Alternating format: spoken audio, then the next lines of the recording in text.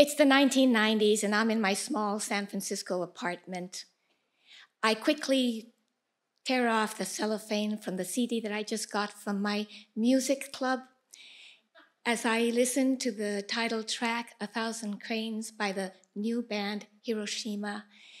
I am deeply moved. Show her just how much you care, with a love that's all we all share. Send her 1,000 cranes. Send her 1,000 cranes. The story is about Sadako Sakaki, the child who, together with paper cranes, became the symbol of the day that the American forces dropped the first of 2 bombs on Hiroshima. It was August 6th, 1945, shortly before 8:15. Little 2-year-old Sadako was probably puttering about in her house happily on a day that was 79 degrees. Suddenly, the temperature rushed to 10,000 degrees. She was blasted out the window. Her mother rushed out and found her miraculously alive.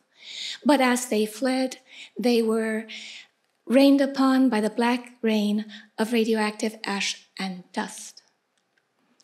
She survived to become an energetic schoolgirl who was known never to lose a race. Others were not so fortunate. On that day alone, 70,000 people instantly perished. 10 years later, she, like tens of thousands of other people, began to show the symptoms of radioactive poisoning. She was checked into a hospital and given 6 months to live. At that point, she took up the practice of folding paper cranes because it was said that if you folded 1,000, your wish would come true. She wished for peace. And as the story has it, as she folded, she would say, "I write peace upon your wings, and then you will fly across the world." She died that October. A year later, on the other side of the world, as a 4-year-old, I was checked into a hospital, also with the symptoms of cancer, and also given 6 months to live. A kind gentleman walked into my hospital room. He was short, he was wearing horn-rimmed glasses, he had cheerful eyes and a lovely smile. I was in America, but I still didn't know English. He paused before approaching my bed, reached into his impeccable white coat pocket, and pulled out a tiny object, a white paper crane.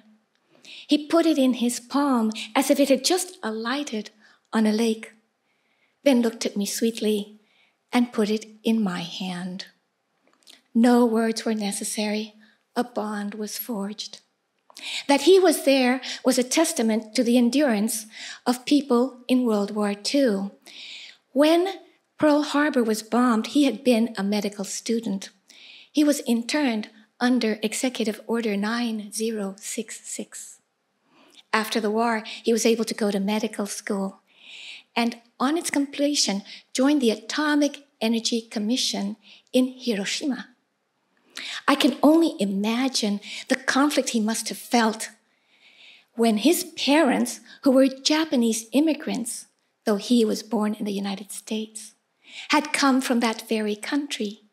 And there he was, an American citizen, doing research on the harm that was caused by the nuclear bombing. But some good did come from that event, because it allowed the unprecedented opportunity of exploring previously unaccepted or unexplored treatments. And so it was that, among other things, there was the rediscovery of an obscure treating properties of the vinca plant that had first been documented in the 12th century by the healer Hildegard of Bingen. When the atomic energy finished its studies, Dr. Suto ended up becoming part of the very hospital that short time later, would become the place where I spent most of my childhood. He was a pediatric oncologist. One day, when I was just admitted, he walked into my hospital room, and before approaching my bed, he reached into his pocket and pulled out that crane. Later, he had to give my mother this suggestion. There's nothing else we can do, but there is one possibility. It's called Vincristine. We studied it in Japan. It may be too late for your daughter, but it will pave the path for other children after her. As you can see, my mother consented. Dr. Suto gave me a number of pages of 6x6-inch colorful patterned origami sheets, but I never mastered the ability to make a paper crane like he did. But I will never forget him, and I will never forget the debt that I owe to the courageous people of Hiroshima. Sadako Sakaki's wish for peace did not come true. We are still struggling to find peace in our world. And when I listen to 1,000 cranes, I still well up in tears that we have the ability to unlock the mysteries of nature for extraordinary good and yet use it to cause horrendous harm.